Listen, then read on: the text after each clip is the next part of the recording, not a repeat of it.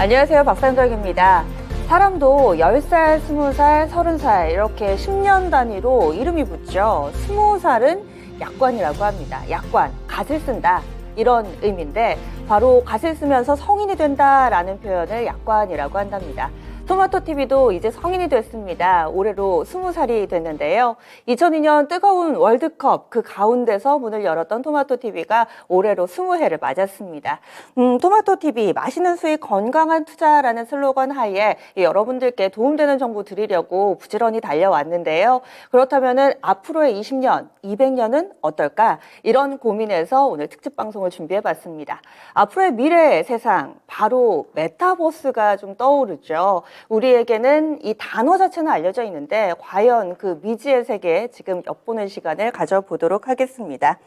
메타버스 관련해서는 아무래도 코로나19 팬데믹 시기를 지나면서 더 많이들 접하고 계실 거예요. 그런데 내가 이 메타버스를 어느 정도 알 수 있는지, 그리고 토마토TV의 주시청자분들 대체로 이 경제적인 관점, 투자 관점에서 관심 많으시죠? 어떻게 이 메타버스를 접근하면 좋을지 자세하게 이야기 갖는 시간 가져보도록 하겠습니다. 오늘 그래서요, 대표적인 이 메타버스 전문가 네 분과 함께 이야기를 나눠보도록 하겠습니다. 네 분 소개해드리죠. 미래사회 IT연구소의 김덕진 소장, 그리고 알서포트의 신동영 전략기획팀장 모셨고요. 그리고 성신여대 이시안 교수, 마지막으로 소프트웨어 정책연구소의 이승환 메타버스 연구팀장 모셨습니다. 네 분 안녕하세요. 네, 안녕하세요. 반갑습니다. 네, 제가 사실은 저는 아직은 메타버스에 대해서 잘 모릅니다. 90분 뒤면은 그래도 아주 조금은 알 수 있지 않을까 하는데, 이 네 분은 정말 이 메타버스 업계에서 내놓으라 하는 권위자들, 베테랑 분들이세요. 책 한 권은 뚝딱 쓸 수 있는 이 네 분이 재미나게 또 메타버스를 쉽게 풀어주실 것 같습니다. 그렇다면은 조금 말랑하게 저희 출발해 보도록 하겠습니다. 본격적인 대화에 앞서서 제가 5자로 질문을 드릴 테니까 한번 오자 토크 해보죠. 메타버스란 제가 이렇게 5글자로 질문을 드리겠습니다. 그러면은 여러분들도 5글자로 뭐뭐뭐뭐뭐 이렇게 땡땡땡땡땡 오자 토크 진행해 보도록 할게요. 과연 이 전문가 네 분이 메타버스를 어떻게 표현을 할지, 메타버스란 오자 토크 시작해 보겠습니다. 네, 준비되신 분들 올려주시고요. 제가 좀 확인을 해볼게요. 어떻게 쓰셨을까요? 들어주세요. 먼저 저는 김덕진 소장님이 세 번째 세상, 그리고 신동영 팀장님이 디지털이다. 여기는 꿈은 현실로 교수님, 그리고 이승환 박사님이 생수의 기업.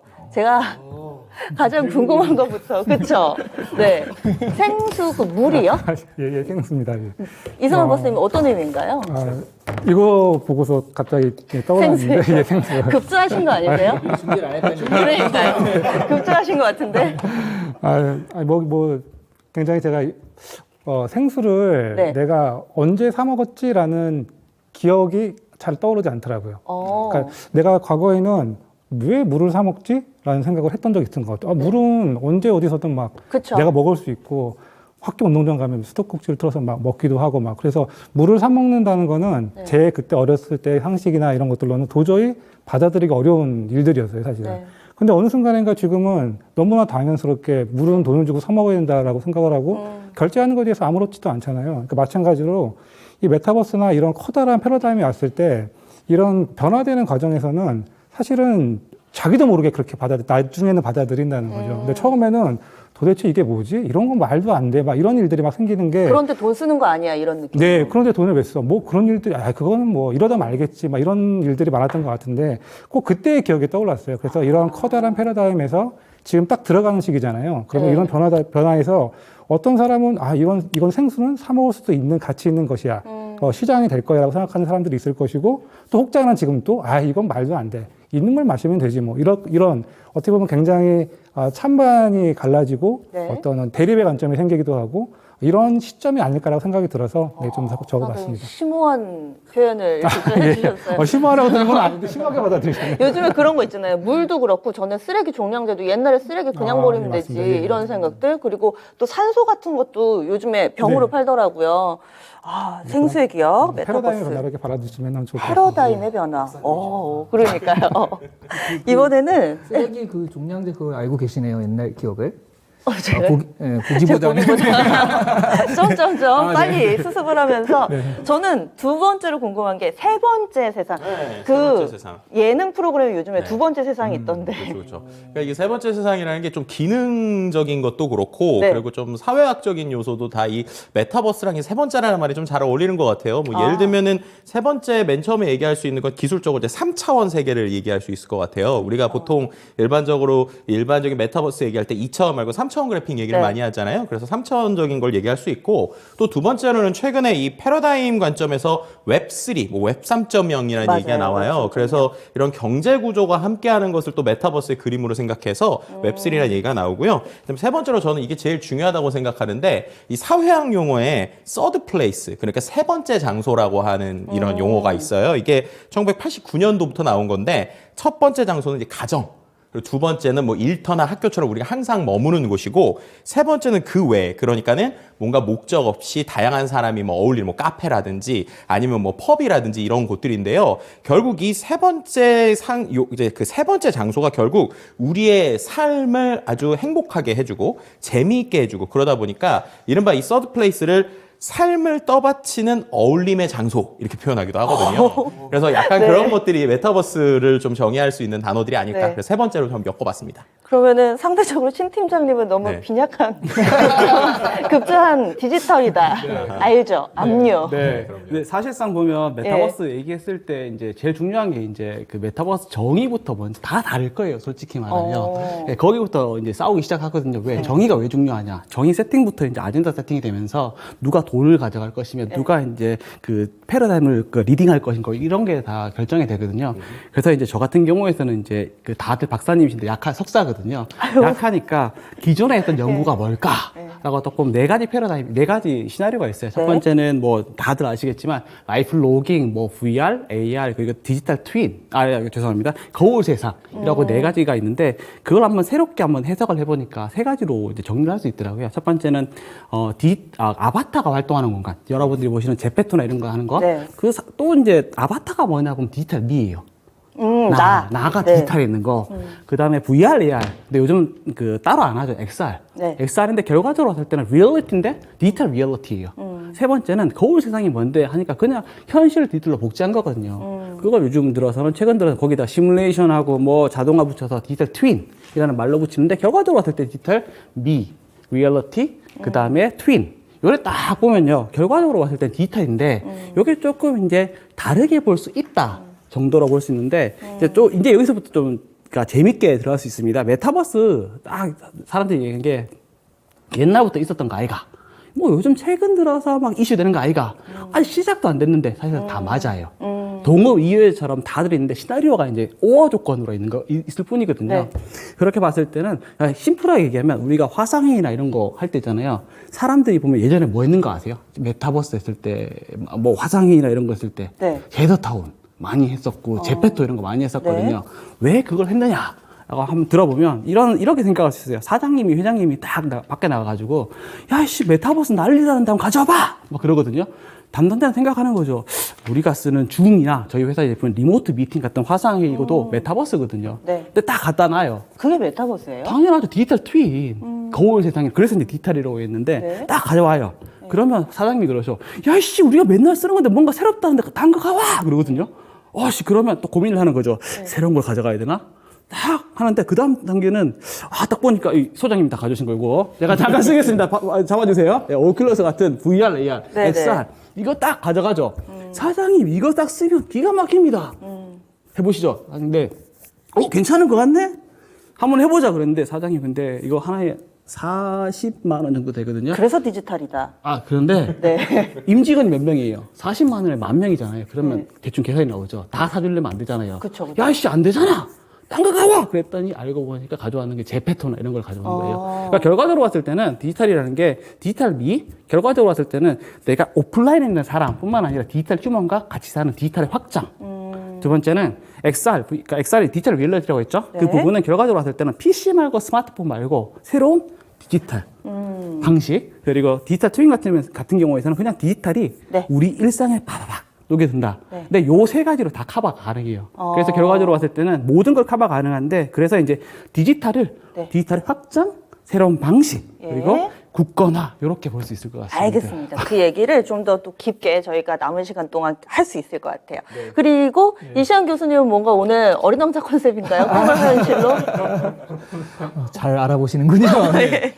오늘 그 1시간 반이잖아요, 방송이. 네, 네. 그래서 1시간 반 동안 메타버스를 떠들 수가 있을까 했는데 모자랄 것 같아요. 시간이 한 네. 5시간을 잡아야 되지 않을까 그러니까요. 지금 말씀하시는 걸 보면. 꿈을 현실로. 네. 근데 저는 뭐 약간 오늘은 깔깔이를 맞도록 하겠습니다. 그러면 근데 좀 깔깔이는 농담이고요.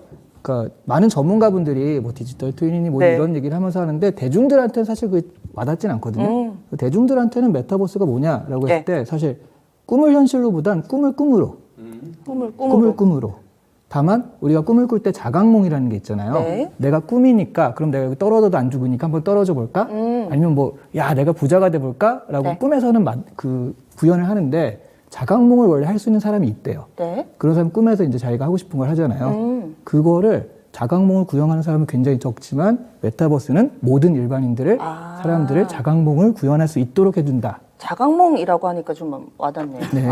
알겠습니다. 그러면 이렇게 해서 오저 토크에서 이미 좀 어느 정도 분위기가 후끈 달아오르고 있습니다. 그러면요, 이렇게 좀 광활한 세계 메타버스를 저희가 마냥 이야기를 할 수가 없어요. 4가지 키워드로 좀 나눠봤거든요. 첫 번째 키워드부터 공개하겠습니다. 첫 번째 키워드, 걸음입니다. 메타버스로 가는 길, 우리는 어디쯤을 걸어가고 있나, 이 얘기 해볼 거예요. 지금 현 위치, 어떻게 가고 있는지 아마 저마다의 생각이 좀 다를 텐데, 저희가 도움을 드릴 수 있는 영상 하나 준비했습니다. 먼저 좀 보시죠.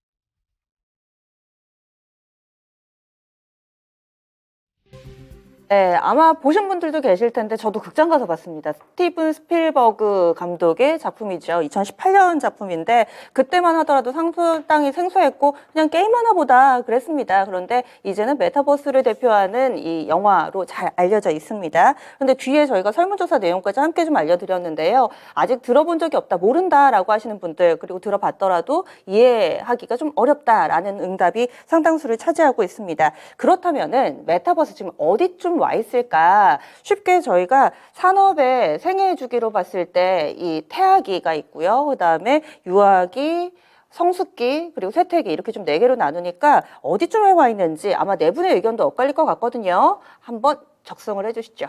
네 분의 의견 지금 어디쯤 와 있는지 이렇게 써주시면 되겠습니다. 네, 화이트보드를 활용해서 지금 좀 걸음마 단계다 이렇게 보시는지, 아니면 시작도 안 했다 이렇게 이야기를 해주실 수도 있고요. 그리고 어느 정도 이제 성숙해가는 시기가 아닐까, 각자의 또 생각이 다르니까 내부 전문가의 의견을 살펴보도록 하겠습니다. 다 작성해 주신 분을 이렇게 올려주시면 한번 이야기를 들어보도록 할게요. 어디쯤 와 있을까요? 뭔가 길게, 또 신 팀장님은 길게 써주셨고, 네, 저는 한 단어일 줄 알았는데 하나씩 한번 볼게요. 네, 김석진 소장님이 지금 뭐라고 써주셨는지 말씀해 주세요. 네, 저는 걸음을 잘 걷는다고 착각하는 유아기. 네, 이렇게 표현을 했습니다. 설명 좀 해주세요. 네, 이게 왜 그러냐면 이제 실제로 메타버스 관련 기술은 벌써 수십 년 동안 연구됐던 기술이에요. 뭐 제일 대표적인 게 이제 앞에 있는 VR 같은 하드웨어들인데, 지금까지는 우리가 필요성에 대해서 많이 못 느꼈기 때문에 계속 천천히 기술이 발전하고 있었거든요. 근데 코로나라고 하는 녀석 때문에 갑자기 우리가 기술이 훅 당겨진 거예요. 그쵸. 그러니까는 뭔가 우리가 이게 되네? 라고 이제 생각을 했던 거죠. 그러니까 되네라는 시간이 너무 길어지니까 이거 되는 거 보니까 마치 내가 걸음을 우연히 한번 걸었는데 그러고서 날 잘 걷네? 라고 하고 있는데 알고 봤더니 누군가에게 잡아줬거나 누군가 이런 상황이 있다가 이제 다시 놔줬더니 다시 엎어지는 거예요. 그런데 이제 그 상황에서 내가 되는 거 아닌가라고 착각하는 약간 그런 느낌이 아닐까. 그래서 하드웨어적인 기술이 아직은 좀 갈 길이 멀었기 때문에 분명히 이걸 전반적인 산업으로 봐서는 아직은 좀 갈 길이 먼 게 사실이다라고 좀 표현하고 유학이다. 싶습니다. 그러면 신 팀장님은 뭘 길게 적어주셨어요. 네, 한번 비춰주시고요. 네, 예전에도 있고 지금도 있고 시작도 안 했다. 네. 게다가 DT, DM, DR 어떤 의미인가요? 네. 뭐 보시면 예전에도 있었고, 라고 하면 있었고. 디지털 트윈 같은 거. 네. 왜냐하면 사실상 보면 그 책을 온라인으로 디지털로 만들면 뭐죠? 이북이요? 네, 그것도 메타버스예요. 그게 어떻게 보면. 메타버스예요? 네. 어. 두 번째, 지금도 있고, 라고 하면 디지털 미. 네. 게임하는 거 아바타, 제페토. 있죠. 네, 그 다음에 시작도 안 했다. 시작도 디지털 안 했다. 리얼리티, 요거요. 이거, 근데 사실상 보면, 그러니까 딱 보면 이거예요. 네. 자, 지금 현재 봤을 때 가치주로 봐야 된다. 네. 그럼 예전부터 있었고, 네. 예, 지금도 있고, 테마주. 네. 예, 요거 현재 테마주. 네. 그 다음에 시작도 안 했다. 미래 테마주. 네. 요렇게 나눠서 보는 거죠. 주식 투자자분들에게 굉장히 눈높이 교육으로 이렇게 지금 수 단계를 좀 설명을 해주셨고 네. 이시안 교수님은 어떻게 쓰셨어요? 정년? 네, 저는 어떤 뭐 의미인가요? 원래 이제 아까 태학이 뭐 그런 거 말할 때 네네네네. 이런 얘기 해도 될까 싶어가지고 네. 그러니까 아직 엄마 아빠 각자의 존재하는 단계. 네. 시작도 안 했다라는 얘기네요. 네, 그렇죠. 그럼? 수정전인 거고요. 네. 그러니까 왜냐하면 아까 그 자료화면으로 레디 플레이어 원 같은 게 나가면서 네. 대중들의 눈높이가 메타버스라면 저 정도 돼야 되는 거 아니야?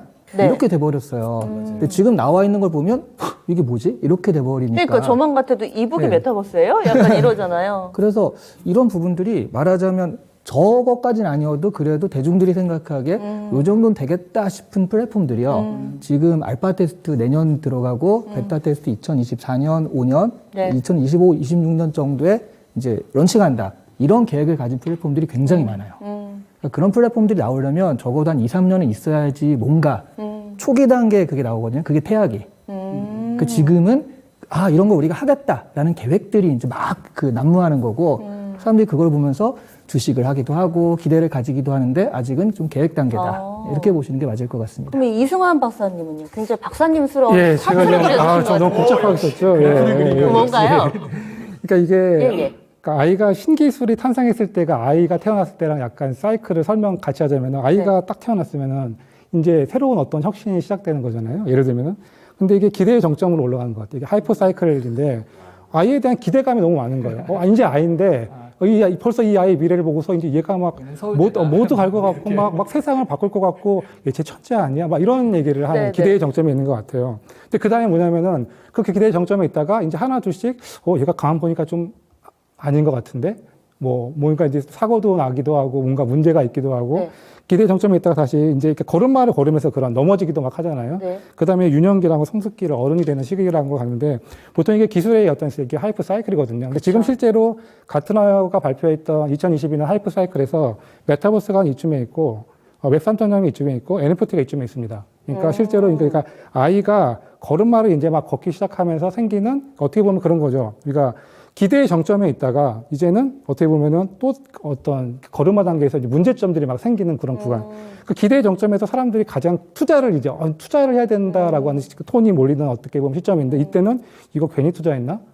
이거 포모 아닌가? 잊혀지는 거에 대한 두려움 때문에 사람들이 그냥 막 따라서 투자한 거 아닌가? 산 거 아닌가? 그런 시기가 생기고 이때 일어나는 일들이 이제 문제점들이 막 생기기 시작해요. 가상현실에서 뭐 성희롱도 발생하고, 그래서 윤리 원칙도 만들어야 된다고 하고, 막 보안 가이드라인도 만들어야 된다고 하고, 이런 시기라서 어떻게 보면 이제 우리가 이때 기대의 정점에서 이런 넘어가는 구간이고, 사람들이 인식하고 있던 기대하고 현실과 있던 그 간극이 있거든요. 그런 구간이 막 공존하는 그런 구간이라고 생각돼서 저는 이제 아이가 걸음마를 걷는 시기다라고 생각합니다. 네. 박사님 주신 거에 저 되게 공감이 되는 네, 게 비슷한 것 같아요. 그러니까 기본적으로 메타버스 기술이 얼마큼 발전하는지를 보시려면 저는 아이러니하지만 인공지능 기술이 어떻게 발전했는지 그 역사를 좀 봤으면 좋겠다는 생각이 들어요. 왜냐하면 처음에 인공지능 얘기가 나왔던 게 1950년대고 그리고 1990년대, 2000년 이럴 때 인공지능 네. 무용론들이 나왔었거든요. 그러니까 쓸모없다. 그때 인공지능 안 된다, 이거 불가능하다. 네. 그러다가 이제 어떤 새로운 방식 나온 게 2016년에 알파고 나오면서 딥러닝이 관련된 이야기고요. 근데 그리고 나서도 지금 보면 2023년이거든요. 네. 근데 이제 와서 조금씩 우리의 삶에서 쓸 수 있는 어플리케이션이 그 알파고 이후에 7년이 지나서야 이제 좀 나오고 있어요. 그럼 그런 관점으로 보면은 메타버스라고 하는 키워드 역시도 네. 우리가 이게 하루 이틀의 키워드가 아니라 좀 긴 호흡으로 관점으로 지켜볼 분명히 필요는 있다. 네. 오히려 이런 걸 통해서 무용론만 안 나왔으면 좋겠다라는 게 제 개인적인 생각이기도 합니다. 그래요. 그러면은 실질적으로 우리가 좀 알만한 메타버스 사례는 어떤 게 있는지 지금 신 팀장님 같은 경우 메타버스 관련 회사에서 좀 일하고 계시잖아요. 네. 좀 이런 거 있다 소개를 해주실 만한 게. 저희 회사 제품 지금 전체적으로. 베타 네네. 버전이고요. 사실상 보면 최전선에서 무슨 일이 벌어지고 있나 말씀하셨던 부분을 저는 이제 아까 전에 그 도입기라고 하셨는데 네. 지금은 저희 회사 제품 말고요. 그다음에 현상적으로 봤을 때는 이미 20년 전에 20년 전에 서비스를 보면 알 수 있어요. 혹시 네. 여기서 세컨드 라이프 아시는 분? 세컨드 라이프요? 다 알죠. 여기는 모르시죠? 몰라요. 그렇죠. 거기서도 다 있었거든요. 말씀하신 제가 것처럼. 어려가지고. 안 낚이시네요. 네. 딱 안다고 하실 줄 알았는데. 근데 거기서 이미 부동산 사기, 예. 그다음 재판, 그리고 불륜, 출산까지도 있어요. 그리고 거기서 이제 직업. 이런 부분들까지 다 있었거든요. 네. 그러니까 그런 부분들 말씀하신 것처럼 네. 기술이 이제 뒷받침 안 됐던 부분이 최근 들어서는 사실상 보면 이제 이것처럼 이제 PC 말고 스마트폰도 된다.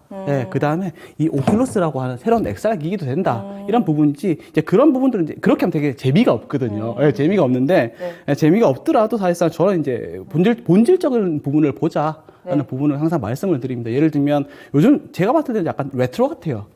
테마가. 레트로요? 레트로. 아, 왜냐하면, 그러니까 이게 돈이 많다 보니까 네. 아젠다 테마를 잡아야 되는데 결과적으로 어떤 테마를 잡을까라는 부분을 지금 되게 재밌는 게 웹3하고 메타버스거든요. 네. 메타버스 사실상 2000년대 초반에. 그렇다면서요. 예. 그리고 웹3도 2006년도에 이제 정의를 했었어요. 근데 그런 부분들을 그때랑 지금이랑 뭐가 다른데라고 하면 개념이나 이런, 개념도 약간 달라겠지만 기술 상황 이런 부분에 그쵸, 대해서 인프라가. 결과적으로 볼 때는 말씀하신 네. 지금 말씀하셨던 뭐 세 번째 세상, 예, 그리고 그런 부분들로 나아가는 계속 방향성이라고 볼 수 있을 것 같아요. 제가 봤을 때는 아마 메타버스의 본질은 안 바뀌더라도 껍데기는 계속 바뀔 수 있습니다. 그래요. 예. 지금 시장에 대해서 그냥 간단하게 설명을 드리면 아까 말씀하신 것처럼 ASF에서 이제 그 메타버스라는 걸 정해 2007년인데 예. 아까 우리가 얘기한 왜 지금 메타버스가 주목받게 됐는지에 대해서 얘기하려면 코로나 이후를 솔직히 얘기해야 될 것 같아요. 그래서 코로나 때 사람들에게 관심을 받았던 메타버스 몇 개만 좀 설명을 드리면 역시 가장 컸었던 것 중에 하나가 사람들이 밖에 안 나가니까 예전부터 게임을 많이 했잖아요. 그래서 이제 닌텐도에서 만든 동물의 숲이라고 하는 게임이 그쵸. 이른바 이제 메타버스처럼 주목을 받기 시작했어요. 왜냐하면 그 안에서는 여러 가지 내가 게임 외적인 요소들을 할 수 있다 보니까 거기서 이제 뭐 예를 들면 미국 대통령 선거 당시에 바이든이 동물의 숲에서 가상현실을 이용하기도 했고 또 이제 코로나 이후에 콘서트를 해야 되는데 콘서트를 못 만나니까 사람들이 게임과 같은 플랫폼 포트나이트 같은 데서 콘서트를 하기도 하죠. 그래서 대표적으로 BTS가 그 유튜브보다 먼저 다이너마이트 안무 버전 그 영상을 이 포트나이트라는 게임에서 오픈을 하기도 합니다. 네. 그만큼 이러한 플랫폼들이 사용이 되기도 했고요. 또 최근에는 이제 이런 온라인에서만 우리가 있는 것들이 아니라 현실과 가상을 어떻게 연결할 수 있을까에 대한 고민도 되게 많은 것 같아요. 그래서 VR이나 AR, XR 같은 경우에 좀 가볍게 즐길 수 있는 요소로서 최근에 닌텐도에서 나왔던 마리오 카트 증강현실 게임이 있거든요. 그게 뭐냐면 우리가 이제 카트 게임을 네. 기존에는 컴퓨터 화면에서 보잖아요. 네. 근데 그게 아니라 우리 바닥에다가 제가 실제로 카메라를 비추면 이 지금 바닥에 저거요? 네, 그렇죠. 저게 이제 저희 집인 거예요. 그래서 네. 집에 이렇게 레일을 미리 잡아놓고 저런 식으로 즐기게 되면 실제 바닥엔 아무것도 없는데 그 안에서 제가 게임을 즐기는 것 같이 저건 되니까. 포켓몬고하고 되게 비슷한 것 같아요. 그렇죠. 이게 말씀해주신 포켓몬고라는 게 증강현실이라고 해서 우리가 이제 그때 엄청났죠. 네. 연결이 되어 있고요. 그 외에 또 최근에는 약간 이런 요소들도 있는 것 같아요. 예를 들면 박물관인데 네. 박물관이 옛날에 옛 흔적 터만 남아 있어요. 네. 근데 거기에다가 딱 비치면 실제로 그 현실에서 원래 있었던 게 보여지는 거예요. 근데 이게 정밀 기술이 좋아져서 정말 센티미터 단위까지 그것을 다 계산할 수 있거든요. 그래서 정확한 위치에 정확한 건물이 있었다. 이런 것들을 보여줄 수 있는 것들이 어떻게 보면은 계속 기술은 연속되어 왔지만 코로나 이후에 조금 더 쓸모를 우리가 찾았다라고 좀 설명드릴 수 있을 것 같습니다. 예. 그리고 이 교수님은 학교에서도 요즘 그런 거 많이 한다고 그러더라고요. 학교 같은 경우는 수업에 적용해가지고요. 수업 자체를 아예 메타버스에 하는 곳도 있고요. 그리고 뭐 신입생 환영회 뭐 이런 것도 그렇죠. 있다 그러죠. 최근에 그래서 아예 이화여대 같은 경우는 네. 메타버스로 이화여대 핵심 공간이 그 ECC라고 되게 멋지게 생긴 건물 있잖아요. 있어요. 그걸 아예 3D 모델링으로 해서 메타버스를 구현을 한다고 그래요. 거기서 이제 강의 참여도 하고 신입생 환영회, 동아리 학과 이런 것들 다. 그러니까 그 할 수 있는 이벤트를 다 거기서 한다. 뭐 이런 얘기도 하고요. 근데 사실 메타버스 최전선이라고 했을 때 다들 뭐 하이테크한 그런 걸 생각하는데 역시 대중들 입장에서는 그건 모르겠고, 왜냐하면 나한테 오기까지는 시간이 걸리잖아요. 네. 제가 이 얘기를 하면 사람들이 정말 놀라는 게 북로망스라는 출판사가 있습니다. 네. 한 2년 전쯤에 만들어졌는데요. 지금 베스트셀러 목록에 보면 지금도 그 탑 20에 2개 정도가 들어가 있어요. 거기서 만든 게. 그 북로망스가 2년 전에 만들어졌을 때부터 지금까지 사무실이 없어요. 메타버스에서 처음 만들어졌고 지금도 메타버스로만 사람들이 거기서 근무를 해요. 10여 명이 넘는 직원들이. 그런데 이게 뭐가 좋냐 하면 제조업이 아니니까 재택근무해서 원고 네. 왔다 갔다 하고 뭐 네. 이런 거 아닐까요? 그렇죠. 그러니까 그 모든 산업이 그렇게 될 필요는 없는데 어떤 산업들은 빠르게 메타버스로 갈 수 있다는 건데 이게 뭐가 좋냐면 사실 편집자의 능력이 되게 중요하거든요. 근데 편집자들이 여성분들이 많은데 네. 출산이나 육아 때문에 경력 단절이 되는 경우가 많아요. 그렇죠. 근데 이 메타버스로 재택근무를 해버리니까 되게 유능한 편집자들이 여기로 오려고 해가지고 좋은 인력들을 확보를 하더라고요. 그러면서 지금 아니 그 출판사 지금 나오는 것마다 베스트셀러를 터뜨리는 그 출판사가 메타버스로 한다고? 대중들은 이제 그걸 보면서 벌써 메타버스가 이렇게 응용이 되는구나 하고 깜짝 놀라는 거죠. 그렇군요. 그래서 각층 그리고 사회 전 영역에 걸쳐서 이미 좀 실행되고 있는 이런 여러 가지 사례들이 있는데 지금 저는 그 기기에 눈이 가더라고요. 김 소장님이 그거 그 VR, AR 네. 기기 그거 맞죠? 네, VR 오큘러스 기계고요. 네. 이게 한 그때 30만 원, 40만 원 정도 주고 샀던 것 같은데 지금은 이것보다 신형 기계가 나왔거든요. 근데 이게 약간 의미 있는 게 그 전에는 이 버전 전에는 이제 이 기계 홀로 할 수가 없었어요. 그러니까 네. 여기다가 뭔가 컴퓨터를 연결하거나 뭐 네트워크 장비를 연결했어야 되는데 이거는 마치 스마트폰처럼 이 안에 와이파이가 들어 있어서 이거 하나만으로 이제 구동이 됩니다. 그래서 이거를 끼고 뭐 예를 들어서 뭐 이런 것들을 컨트롤하게 되면 뭐 쉽게는 유튜브 같은 영상을 볼 때 영상이 그냥 2D로 나오는 게 아니라 이제 우리 영화관 가면 이렇게 돼 있잖아요. 이렇게 좀 이렇게 감싸게 그렇게 확대가 되기도 하고 360도 영상을 보기도 하고요. 최근에는 업무를 할 때도 이러한 기계를 끼기도 합니다. 이건 좀 버전이 낮은데 이번에 새로 나온 버전에는 이 기계를 꼈을 때 앞에 마치 우리가 듀얼 모니터 얘기하잖아요. 근데 듀얼이 아니라 3개의 트리플 모니터가 나와요. 그래서 그 안에서 실제 키보드랑도 연동을 해서 작업이 가능합니다. 그러니까 내 그 영화 같은 데 보시면 내 앞에다가 여러 개의 화면 띄워놓고 작업하는 것들 있잖아요. 네. 이제 그런 것들도 가능하고요. 그 외에 뭔가 산업적인 디자인을 할 때 우리가 일반적인 디자인이라면 2D 디자인이잖아요. 근데 이거는 3차원으로 이렇게 왔다 갔다 디자인이 되다 보니까 이런 VR 기기를 갖고 실제로 뭐 자동차 산업에서 온라인으로 뭔가 모델을 같이 그리고 움직이는 뭐 이런 것들을 하기도 합니다. 근데 이제 최대 단점은요. 제가 이거 끼고 얼마나 있을 수 있을 것 그러니까요. 같으세요? 무겁죠. 네, 무거운 것도 있고 뜨거워요. 열이 나와요. 그래서 발열이 좀 있어서 제가 이거 끼고 영화 한 편까지 겨우겨우 본 적이 있어요. 그러니까 정말 이걸 내가 언제까지 낄 수 있을까 해서 영화 한 편을 정말 이를 악물고 본 적이 있는데 평상시는 1시간 정도 조금 넘어가면 힘들어요. 그런 게 좀 한계인 것 같아요. 그러니까 이제 스마트폰을 우리가 하루 종일 쓰는데 과연 이 VR 기기를 우리가 하루 종일 쓸 수 있을 정도가 올라면 얼마나 될까라는 게 여전히 고민 중인 상황이기도 하죠. 저 예전에 초창기에 뭐 VR 게임방이나 뭐 이런 데 가면은 거기다가 휴대폰을 넣더라고요. 지금은 그 단계는 아닌 거죠? 네, 그래도 이제 그것보다는 좀 와섰고 그리고 게임방 같은 경우에는 이제 XYZ 이제 자신의 위치를 활용해서 무선으로 이렇게 내가 움직이는 것들까지 컨트롤되는 뭐 이런 것들도 있는데 그것도 뭐 여전히 1시간까지는 못 깁니다. 그렇군요. 네. 그래서 이런 기기를 통해서 지금은 우리가 좀 익숙하게 알 수 있는 이 메타버스에 대해서 그 예를 들어서 이야기를 해봤습니다. 그러면요, 두 번째 키워드로 좀 더 깊게 들어가 볼게요. 메타버스 그 두 번째 키워드, 여러분들 가장 궁금해하시는 돈입니다. 돈. 메타버스가 돈이 될까? 누가 돈을 벌까? 어떻게 돈을 벌까? 이런 얘기 좀 해보겠습니다. 딜로이트에서 보고서를 냈는데요. 메타버스가 아시아 GDP를 2035년까지 해마다 1000조에서 1800조까지 늘릴 거라고 합니다. 근데 1000조, 이렇게 조 단위 넘어가면 계산이 잘 안 되는데 이 1000조라는 돈이 우리나라 1년 예산이 350조 정도 되거든요. 그거 3배 정도 되는 거고. 그리고 또 아시아 전체 GDP의 2% 안팎을 2035년까지 매년 늘려갈 거다라는 겁니다. 이렇게 경제적 효과가 상당하다라고 하는데 뭐 어떤 근거로 좀 이런 얘기를 하는 건지 이승환 박사님. 네, 어떻게 지금 보세요? 어떻게 보면 그게 좀 너무 예전에 우리가 지금 메타버스가 온다라고 얘기하기 이전에 인터넷이 온다라고 얘기해서 인터넷이 왔겠죠. 인터넷 혁명이 왔으니까요. 네. 그 인터넷 넥스트 버전 오브 인터넷이니까. 근데 생각해 보세요. 인터넷이라는 게 처음 왔는데 시장 전망치가 그때 처음에 있었을까요? 없었습니다. 그러니까 이후로 이게 뭔가 근데 눈에 피저블하게 눈에 보이기 시작하니까 이제 전망치들이 막 나오기 시작하잖아요. 네. 메타버스도 마찬가지인데 제가 2018년, 19년도부터 계속해서 집중적으로 연구를 해왔었는데 그때 제가 제일 많이 받았던 질문 중에 하나가 그거였습니다. 젠슨왕이 메타버스가 온다라고 얘기했고 이코노미스트에서 메타버스가 온다라고 얘기했는데 도대체 메타버스는 시장 규모가 얼마입니까? 저한테 물어봤어요. 그쵸. 그러니까 제가 전망치를 전부 다 낼 수 있는 건 아니잖아요. 그래서 그 당시에 메타버스라는 시장 전망치가 그 당시엔 존재하지 않았어요. 그래서 어떻게 썼냐면은 가상현실, 증강현실이라는 전망치로 그 전에 있던 흔히 말하는 VR, AR을 요것만 딱 정해서 정의가 됐던 게 PwC라는 컨설팅 회사에서 2030년까지 한 1,700조 원의 시장이 열립니다라고 얘기를 했던 게 그 시기였습니다. 근데 이제 최근에 관심 있게 보시잖아요. 1년 정도밖에 안 지난 시기에 우리들이 알고 있는 탑티어 컨설팅인데 맥킨지 앤 컴퍼니가 2030년까지 6,500조라고 얘기해요. 그 다음에 골드만삭스하고 모건 스탠리가 2030년까지 1경이라고 얘기합니다. 너무 차이가 커서. 그리고 이제 네. CT가 최대치로 1경 7천조를 얘기해요. 근데 이게 1년 사이에 일어난 일들이에요. 6개월에서 1년 사이에 다 일어난 일들이니까. 그게 뭐냐면은 이런 전망치를 낸다는 거는 대단한 용기거든요.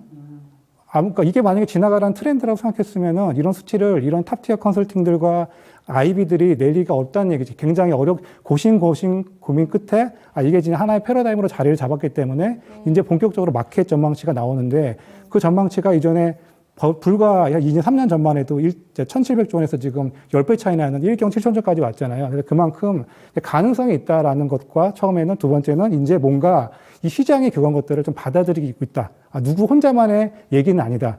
공감대가 형성되고 있다라고 좀 말씀을 드리고 싶습니다. 그 전망치에 대한 절대적인 숫자가 계속 늘고 있잖아요. 예. 그러니까 그 경제 규모에 대해서는 무궁무진 점점 더 커지는 것만은 분명한 것 같아요. 그게 왜냐하면 전망치가 커지는 이유가 뭐냐면은 1,700조 원의 시장은 순수하게 AR, VR이라는 딱 그 카테고리 안에서만 전망이 됐는데 지금 전망되어 있는 수치에는 뭐가 들어가 있냐면 NFT도 들어와 있고 웹 3.0 이런 추가적으로 메타버스와 같이 공존하는 이런 개념들이 같이 포괄되어 있기 때문에 시장 자체가 더 커지는 거죠.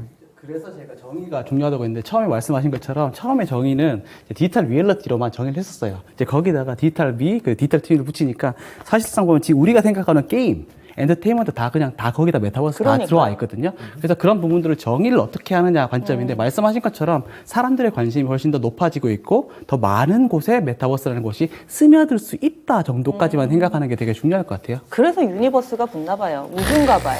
네. 아, 그러면은 정리 잘하시는데요. 네, 이렇게 또 상당한 경제 규모를 가지고 있기 때문에 우리 기업가들이 가만히 있을 수가 없겠죠. 앞다퉈서 진출을 하고 있습니다. 어떤 기업들이 있는지 한번 보시죠.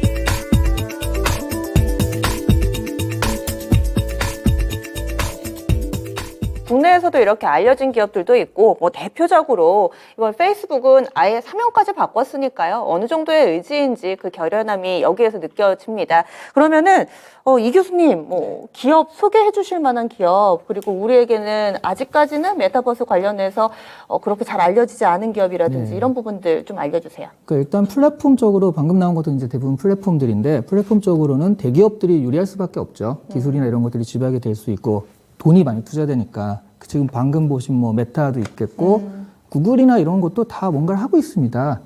애플도 사실은 우리는 메타버스다라고 말을 하진 않지만 애플이 특허를 내는 기술을 보면 다 그런 쪽으로 내고 있거든요. 그래서 당연히 대기업이나 그러니까 글로벌 기업들은 그렇고 우리나라로 보면 이 트렌드가 약간 제페토를 잡고 말겠다라는 결연한 의지를 요즘 보여주고 있죠. 오늘 기사 나와서 사실 주식시장에서도 주식시장에서도 메타버스 관련된 기업들이 오늘 정말 많이 갔거든요. 네. MP 이런 기업들 24%씩 가고 했는데 네. 이 트렌드 저는 이걸 몰랐는데 49개국에 네. 이제 됐다고 그러던데 설명 좀 더 네. 해주세요. 근데 사실 네. 그런 거는 뭐 많이 나오니까. 근데 사실 우리가 만약 그 주식을 하신 분이 주목할 거는 네. 그러니까 여기는 다 잘하니까 아무리 내가 해봤자 뭐 2배, 3배 뛰기는 어렵잖아요. 그러니까 사실 좀 중소기업이라 이런 데 주목할 필요가 있을 것 같아요. 만약 그런 궁금해요. 관심이라면. 네. 그래서 네. 게임사들이 요즘에 약간 좀 저조한 것 같지만 네. 게임사들이 지금 막 힘을 모아가지고 게임사 2024년, 2025년 정도에 플랫폼을 내겠다 하는 곳들이 많거든요. 네. 그런 데를 보시는 것도 필요하고요. 그리고 중소기업 같은 경우도 더 마르스라는 그 메타버스가 있어요. 국내 업체. 네, 국내 업체예요. 아, 네. 국내 업체인데 최근에 이 어려운 코인 시장에서 외국계 상장도 했고요. 아, 코인을. 네. 그러니까 그렇게 행보를 차근차근 밟아가는 곳들이 있거든요. 이런 업체는 게임 업체예요? 원래 이제 게임으로 시작을 했죠. 네. 근데 메타버스로 이제 그 지향을 하고 있는데요. 소프트웨어를 만드는 플랫폼을 만드는. 플랫폼을 만드는. 더 마르스라고 화성이라는 그 테마를 가지고 플랫폼을 만들어요. 이런 곳들은 사실은 조금만 투자해도 나중에 네. 크게 될 수 있는 여지들이 많거든요. 그래서 국내 의외로 그런 조그만 중소기업 그 인디 게임 같은 하시는 분들이 메타버스 플랫폼을 만드는 경우도 상당히 많기 때문에 네. 여기에 주목하시는 것도 좋겠다라고 말씀드릴 수 있을 것 같아요. 신 팀장님은 뭐 소개해 주실 만한 곳 있으실까요? 예, 소개해줄 부분은 분명히 있습니다. 왜냐하면 이제 이걸 어떤 관점으로 봐야 될까라는 게 사실상 고민이거든요. 네. 가치주냐 아니면 미래 테마주냐 이런 관점인데 보시면 이제 기본적으로 지금 이제 관심을 받는 부분이 이머시브 컨텐츠나 아니면 우리가 지금 실감형이라는 부분이 되게 중요하거든요. 자, 우리 다 윈텔 아시죠? 기억나시는가요? 윈텔 PC기예요. PC가 많이 팔리면 돈은 네. 누가 번다? 마이크로소프트. 하고 인텔이요? 그렇죠. 아. 여기 메타버스에도 윈텔이 있어요. 아. 네, 윈텔이 있어요. 엔비디아. 어우, 그거 인텔겨. 그쵸? 네, 그 다음에 그 MS 같은 게 뭘까요? 저기 나왔어요. 구글? 아, 저기 나왔는데. 아. 저 콘텐츠를 보셔야 하는데. 메타. 아니에요. 아니에요? 네, 메타도 뭘로 만들까요? 자꾸 밑에서 시간을 끌어서 안 되겠습니다. 죄송합니다. 예, 유니티 아, 유닛? 하고 언리얼 엔진. 일단 메타버스 콘텐츠들은 대부분 그걸로 만들어요. 예, 근데 재밌는 게 사실상 보면 저는 메타버스라는 부분을 전부 다 올라타자고 얘기잖아요. 네. 올라타면 바보라고 생각합니다. 왜? 다 이용해 먹거든요. 기업마다 메타버스를 다 다르게 얘기해요. 왜? 내가 잘 돼야 되니까. 그쵸. 자, 메타버스를 2000년대에 처음으로 딱 얘기를 한 회사가 어딜까요? 퀴즈 맞춰보세요. 알겠습니다. 호응이 안 되네요. 엔비디아. 엔비디아예요? 왜? 아, 왜일까요? 팔아먹으려고요. 당연하죠. 왜냐하면 메타버스 컨텐츠들이 이머시브이기 때문에 보통 CPU 안 돼요. 그냥 메타버스 서비스 막 얘기를 하고 막 메타버스 서비스가 만들어지잖아요. 그 전부 다 엔비디아 GPU 써야 돼요. 네. 예, 그 다음에 퀄컴의 메타버스는 또 뭘까요? 하면 욕먹겠다. 예, 퀄컴의 메타버스는 XR입니다. 왜? 예, XR 기기 칩에 퀄컴을 꽂아야 되니까. 그러면 이 기기가 많이 팔리면 퀄컴은 자동적으로 팔려요. 그쵸. 네, 그런 것처럼 그리고 뿐만 아니라 그래서 또 있어요. 저기 엔비디아 같은 경우는 자기는 메타버스를 디지털 트윈이라고 정의하거든요. 왜? 가장 보편적으로 얘기할 수 있으니까. 이게 기업마다 전략이 있거든요. 그래서 이 메타버스를 기업마다 자기가 어떻게 활용할지. 우리나라에서는 왜 플랫폼일까요? 또 질문하면 욕먹겠지만 플랫폼 업체들이 강해서 그런 거 아닐까요? 기술적으로 봤을 때는 그 없어요. 반도체도 없고 네. 그 게임 엔진도 없고 그걸 모두 활용해서 당장 만들 수 있는 거가 플랫폼이거든요. 예, 그래서 그런 관점으로 해서 어떻게 하면 이 부분을 그러니까 이 부분을 정말 중요한 테마로서 가지고 갈 수 있느냐가 사실상 메타버스의 본질이라고 볼 수 있을 거예요. 다 사실 말씀드린 것처럼 모든 거를 메타버스로 얘기할 수도 있고 없을 수도 있어요. 하지만 메타버스 올라가는 게 아니라 자기의 메타버스는 무엇이다라고 정의하는 회사는 생각이 있고 팔아먹을 생각이 있고요. 애플은 메타버스 절대 없다고 하거든요. 왜? 또 얘기하면 하겠죠? 왜냐하면 애플은 메타버스에 들어가는 순간에 자기는 후발주자가 되거든요. 그렇기 때문에 아무도 안 먹고 있고 아직까지 그 다미넌트 플레이어가 없는 단어 용어를 쓸 겁니다. 하지만 메타버스 입장에서 보면 걔들도 메타버스를 하기 때문에 이 부분을 누가 따라한다는 부분은 사실상 후발자고요. 그걸 어떻게 활용할 수 있는지를 고민하는 회사에 투자를 해야 될 것 같습니다. 예. 그래서 기업들에 대한 얘기를 좀 해봤는데, 지금도 뭐 나오는 얘기가 구글, 뭐 메타, 이런 업체들에 대해서 우리가 얘기를 좀 하는데요. 이 일명 빅테크, 예전에는 팡이라고 많이들 얘기를 했었죠. 이 기업들이 계속해서 메타버스에서도 기득권을 유지할 수 있을 것인가. 이 박사님 어떻게 보세요? 저는 지금 이제 몇 가지 좀 현상에 좀 주목을 해야 될 것 같은데, 얼마 전에 이제 메타가 그 메타퀘스트 프로라는 새로운 기기를 발표하면서 사람들이 굉장히 놀랐던 게 뭐냐면은 마이크로소프트랑 협력 구도를 만들었다는 거거든요. 원래는 별로 사이 안 좋잖아요. 그러니까 왜냐면은 마이크로소프트도 자신들의 기기가 있고 네. 플랫폼이 있고 네. 메타도 마찬가지거든요. 객관적으로 보기에는 이 경쟁인 기업이거든요. 그쵸, 빅테크 그쵸. 기업이면서 그럼 당연히 자기만의 세상을 만들어가면서 경쟁할 거라고 생각하고 있는데 이번에 보니까 이것도 협력 구도를 만들었다는 거죠. 그래서 그러니까 어떻게 보면은 이 두 빅테크 기업들이 협력을 하면서 이 생태계를 이끌겠다는 거잖아요. 그래야지 자기들도 먹을 게 생기는 파이가 생기고 그래서 메타버스 시장을 누군가는 이끌어 나가야 되는데 이 두 기업들이 시장 지배력이 있는 기업들이 더 큰 지배력을 만들고 있다. 그러면은 돈을 번다라고 했을 때 기본적으로 우리가 마켓 파워가 있는 기업들이 먼저 조금 큰 기업 중에서 벌지 않을까? 이전부터도 선투자를 많이 해왔기 때문에 그런 부분에서 이제 별도로 분절되어 있지 않고 크게 시장을 만들어가야 된다는 측면에서 이런 기업들을 좀 봤으면 좋겠고 두 번째는 그럼 우리가 이제 국내 기업들 얘기를 좀 많이 안 하고 있는데 우리나라 이제 전자 1등 기업이 삼성전자고 자동차 1등 기업이 현대자동차고 인터넷 1등 기업이 네이버지 않습니까? 네. 그러면 현대자동차가 얘기했던 메타모빌리티라는 개념이 있습니다. 그리고 네이버가 발표한 아크버스라는 전략이 있고 삼성이 메타버스 하겠다고 전략을 발표했거든요. 로봇 중심의 메타버스. 이 우리나라에 있는 정말 그 3대장이잖아요. 이 기업이 메타버스를 얘기하는데 공통적인 테마 중에 하나가 로봇이에요. 아, 그래요? 로봇을 기반으로 한 메타버스를 만드는 거거든요. 그러면은 로봇이 이게 분명히 하루아침에 되지 않을 겁니다. 이 전개가 돼갈 거예요. 시차를 두고서. 그러면은 보나마나 이제 저는 이런 생각이 들거든요. 이 플레인을 전개시켜 나갈 때 수많은 협력 기업들, 중소업체들 우리가 알고 있는 기업들이 로봇 기업들이 막 달라붙을 거거든요. 그럼 그때마다 분명히 이벤트가 생길 거예요. 협력했다, 수주했다, 뭐 한다. 그러면은 이 중에서도 분명히 이 3대장들이 국내 실적이 있거나 검증된 기업들을 분명히 할 텐데 이 중에서 그러면 옥석을 가려서 파트너가 될 것이고 여기에 이 시간이 지나면서 이들 기업에도 굉장히 큰 기회가 있을 것이다. 아까 제가 이제 라이프 사이클을 지나가면서 그런 단계를 거쳐가면서 그래서 이런 부분도 조금 주목을 하시면은 좋지 않을까라고 좀 얘기를 드리고 싶습니다. 근데 방금 로봇을 말씀해 주셨는데 로봇은 대표적인 실물이잖아요. 하드웨어잖아요. 그러니까 예를 들면 이런 거죠. 메타모빌리티를 발표했던 현대자동차가 발표했던 게 뭐냐면은 자율주행차가 움직이고 있습니다. 네. 근데 그 안에서 아빠하고 딸이 지금 이제 뭐 할까 하다가 차 안에 있는 전면 디스플레이를 통해서 이제 가상의 화성으로 한번 가볼까라고 생각한 거예요. 그래서 화성으로 로그인하는데 실제 지금 화성에는 스팟이라고 하는 로봇가 있어요. 네. 그 로봇가 이 사람이 접속할 당시에 화성에 있는 공간 데이터를 이제 스캐닝하는 거죠. 모아서 가상 공간을 만들어줘요. 이 공간에 이제 아빠하고 딸이 로그인을 하는 거거든요. 그리고 예를 들면 이제 아크버스가 예를 들면 우리가 국립중앙박물관에 제가 지금 가보고 싶어요. 지금의 모습에, 지금 당장에, 지금 어떤 게 뭐가 있는지, 이미 만들어진 거 말고 실시간으로 반영되어 있는, 예를 들어서 네이버의 아크버스에서 돌아다니는 수많은 로봇들이 국립중앙박물관에서 그 실시간으로 그 공간을 지금 다 렌더링 한다는 얘기죠. 공간을 만든다는 뜻입니다. 그 공간에 제가 들어간다는 얘기거든요. 그래서 로봇이 우리들에게 서빙해지고 이런 것만 로봇이 아니라 지금 저희가 여기 로봇이 하나 있잖아요.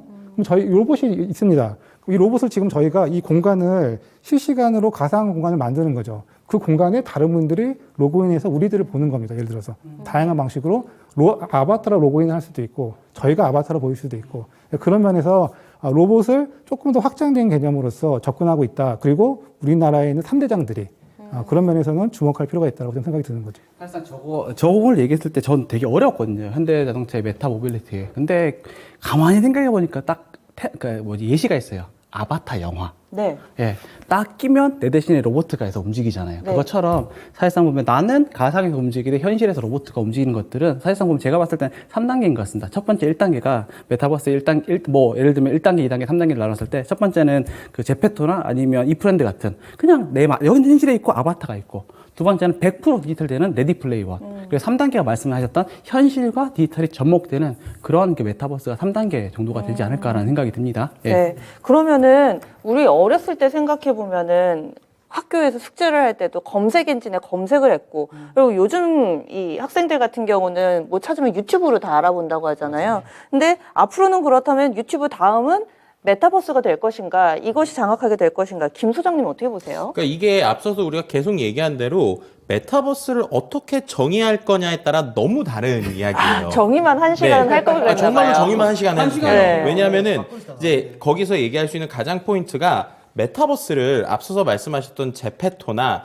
아니면은 뭐 이프랜드 같은 하나의 컨텐츠라고 한다고 그러면 사용처가 좀 다르겠죠. 근데 이제 앞서서도 이제 우리가 그 이프렌드 얘기할 때 이프렌드는 되게 목적성이 있는 그 메타버스예요. 그러니까 그거는 뭔가 10대들이 들어와서 자기가 쿵짝쿵짝 하는 것보다는 3, 40대들이 되게 편하게 회의를 즐기거나 아니면 온라인상에서 뭔가 영상을 함께 보거나 그런 목적성이 있는 거거든요. 그래서 그런 관점에서는 분명히 필요성이 있고요. 그래서 우리 만약에 유튜브를 뛰어넘는 메타버스가 하나의 컨텐츠로 나온다 그러면 이 요소가 있으면 가능합니다. 뭐냐? 크리에이터 이코노미. 그러니까 우리가 크리에이터 이코노미라고 표현하는 요소가 있거든요. 이게 뭐냐면 유튜브 같은 경우는 아시겠지만 우리가 영상을 올리게 되면 그 안에서 우리에게 광고료에서 그쵸. 이제 조회수당 얼마를 주잖아요. 네. 근데 그걸 솔직히 계산을 해보면 실제로 예를 들면 유튜브가 100을 가져가면 그 중에서 이제 그들이 이제 어떻게 보면 유튜브 구글이 많은 것을 떼고 저희한테 일부를 주는 그쵸. 방식이잖아요. 근데 지금 얘기되는 메타버스 컨셉 중에 뭔가 웹3 기반의 메타버스를 계속 주장하는 이유 중에 하나가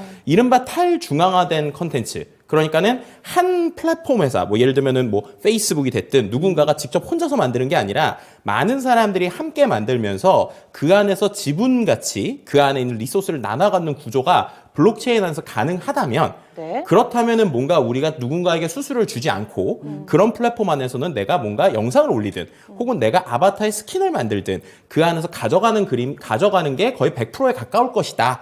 라는 얘기를 하는 곳들이 있어요. 그럼 그런 것들은 분명히 수익상에서 볼 때 유튜브에서 내가 뭐 예를 들어서 100만 뷰 나오는 것보다 거기서 한 10만 뷰만 나와도 실제로 내가 가져가는 수익이 더 크다. 라고 하면 글로 갈 수 있는 요소들이 좀 있겠죠. 그런데 그런 네. 이프렌드나 이렇게 플랫폼 만들어 놓은 그러니까 유튜브와 같은 역할을 하는 그 플랫폼 업체들은 네. 100을 다 주고 싶지 않겠죠. 그렇죠. 그래서 이제 말씀하신 것처럼 최근에 나오는 그런 유튜브와 같은, 그러니까 지금 유튜브라고 하면 그 메타버스 플랫폼 중에 디센트럴랜드 같은 것들이 있어요. 아예 처음부터 만들 때부터 그런 철학을 가지고 본인들이 우리는 혼자 만드는 게 아니에요. 우리는 여러 사람이 같이 만들 거예요. 라고 하면서 이른바 이제 초기에 우리가 이러한 생각을 가지고 있는 사람들한테 이른바 이제 우리가 토큰 이코노미라고 표현을 하거든요. 하나의 경제 구조를 이제 제안을 해줍니다. 그래서 예를 들면 우리가 초기에 투자하면 이렇게 해줄게요처럼 돈을 모아서 그것을 가지고 하나의 구조를 만드는 것이죠. 그러니까 이제 이게 이제 정말로 이상적인 그림이 될 수도 있지만 향후에는 뭔가 본인들의 위력을 더 가져가려고 하는 빅테크 중심의 메타버스가 있을 것이고 하나는 뭔가 탈중앙화된 분산화된 형태의 마치 풀뿌리 민주주의처럼 그 사람들이 모여있는 메타버스 그 두 곳이서 어떤 것이 더 힘이 셀지 뭐 이런 것들이 좀 논의가 될 것 같고요.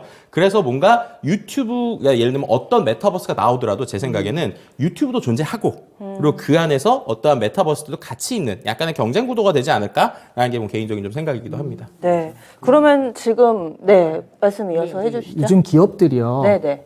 소비자한테 받으려는 게 돈이 아니거든요. 요즘 기업들은 소비자한테 시간을 받으려고 합니다.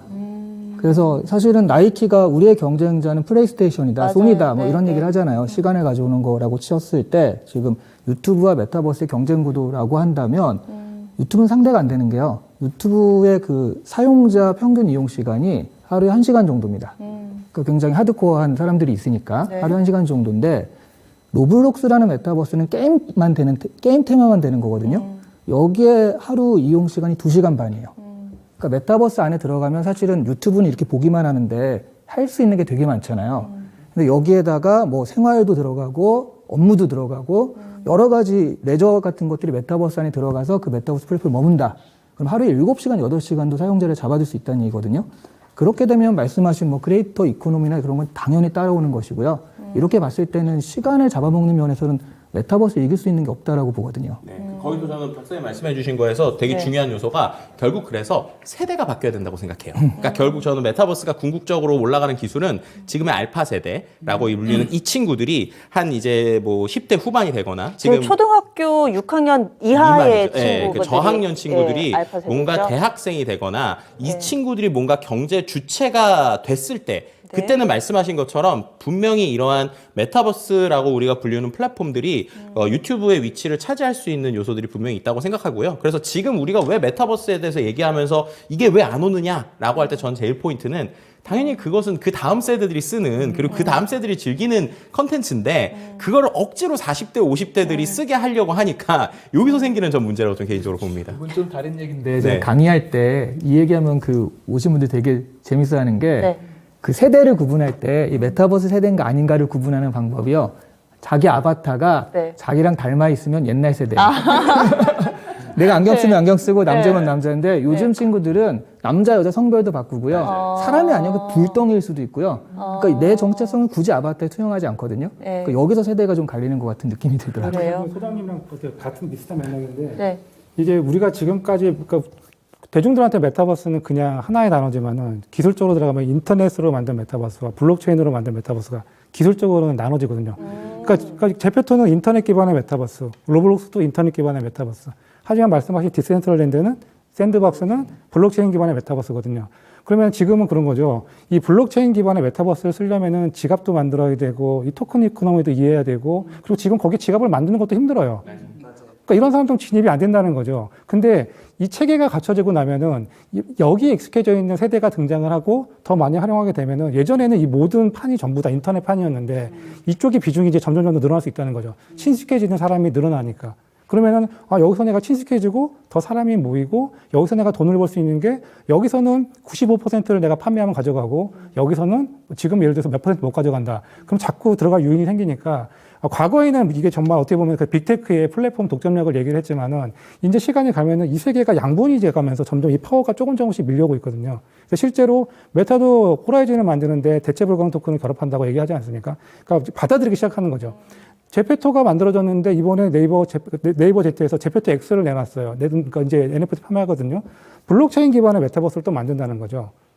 그러니까 두세 개를 같이 공존시킨다는 겁니다. 그거는. 그러니까 이 힘싸움의 구도가 지금은 굉장히 힘이 많이 기울어져 있는 구도지만은 네. 점점 시간이 지남에 따라서 익숙해져 있는 세대, 편해져 있는 사람들, 그리고 여기 더 많은 이제 가상의 공간들이 만들어질 거니까 네. 이쪽으로 많이 힘이 실리는 구도가 생기면서 약간 힘이 예전처럼 일방적이진 않을 것이다. 라는 생각이 좀 드는 거죠. 말씀 중에 플랫폼의 독점이라는 얘기를 해주셨는데 네. 결국에는 지금 현재 이런 검색 엔진들도 뭐 예전에 라이코스, 네이트 뭐 별거 다 있다가 합해졌잖아요. 메타버스도 그렇게 흘러가서 한쪽으로 힘이 쏠린다면 그러면 그들만 돈을 버는 거 아닌가? 그래서 지금 이제 딱 그 네. 말씀하신 정확한 부분인데요. 처음에 그렇게 경쟁이 많다가 결국에는 가장 힘센 플랫폼 사업자가 이겼기 때문에 독점력이 생겼잖아요. 네. 근데 이게 인터넷 구간에 인터넷 혁명의 시기 때는 이랬는데 이 이제 그 웹3와 결합된 메타버스 세상에서는 이 가상의 공간, 그래서 아까 말씀하신 샌드박스나 디센트럴랜드나 이런 가상의 공간들이 서로 이제 뭔가 협력점을 가져간다는 거죠. 내가 하나의 지갑을 가지고 있어서 어떤 자산이 있으면 이제는 여기서도 사용하고 여기서도 사용할 수 있게. 그러니까 여기서는 작은 행성들이 모여서 큰 결집력을 이뤄가기 때문에 여기에 좀 대항할 수 있는 힘이 좀 생기는 거거든요. 네. 그런 면에서는 하나의 기업이 독점력을 가지고 있다고 얘기하기 어려운 거죠. 서로 연합을 하고 있으니까.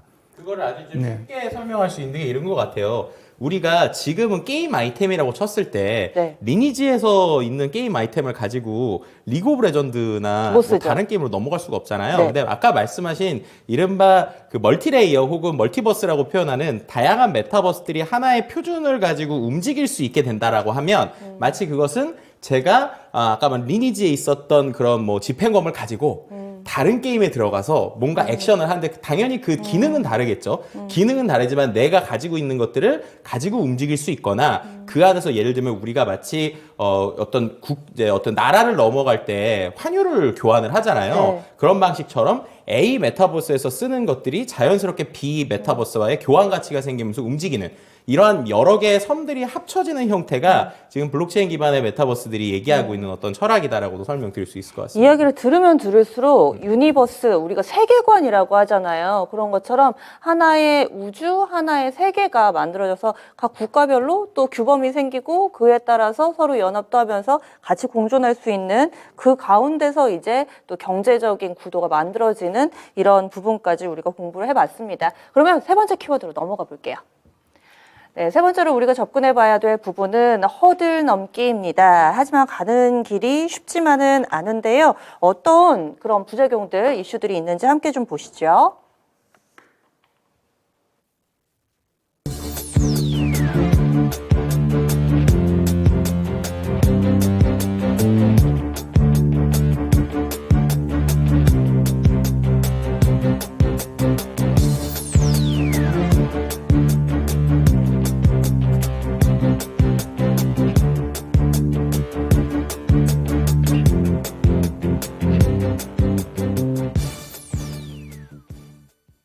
네, 영상에서 보신 것처럼 여러 가지 성범죄라든지 부작용도 만만치가 않습니다. 이시안 교수님, 어떻게 좀 생각하세요?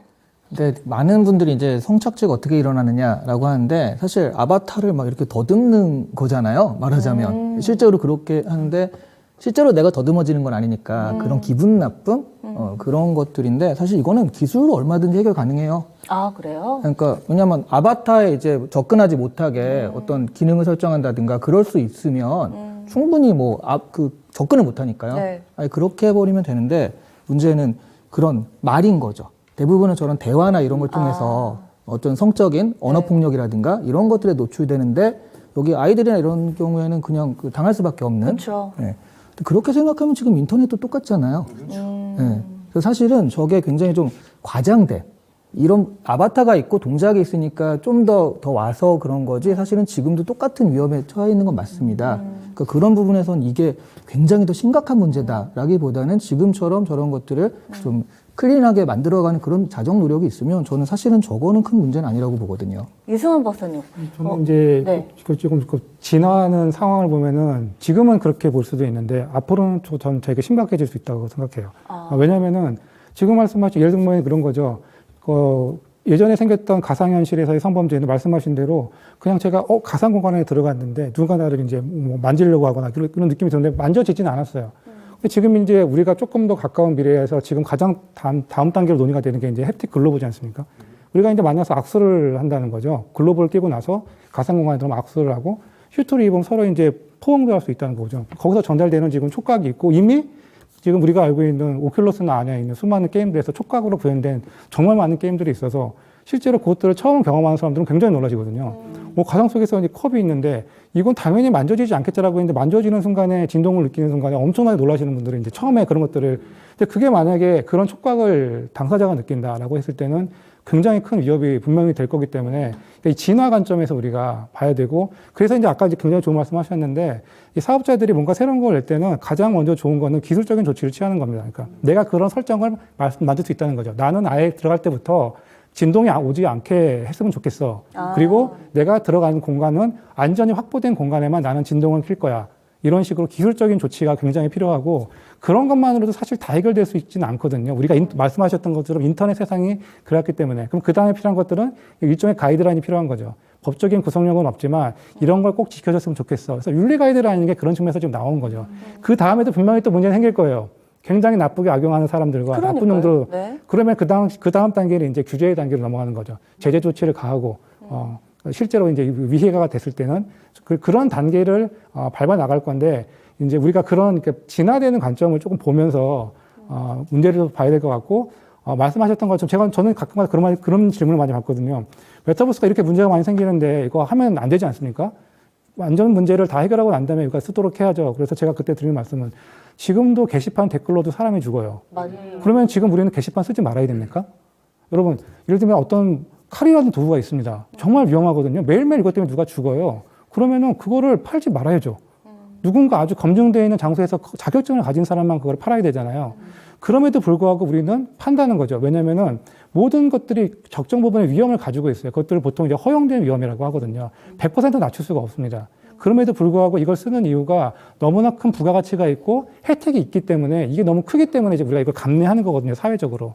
그러면은 제도가 필요하죠. 가이드라인이 필요하고 조치가 필요한데 그런 단계를 또 겪어 나갈 건데 이제는 인터넷과는 다르게 더 큰 경험을 주기 때문에 그만한 또 대가를 치러야 되기 때문에 또 준비가 좀 필요한 상황인 거죠.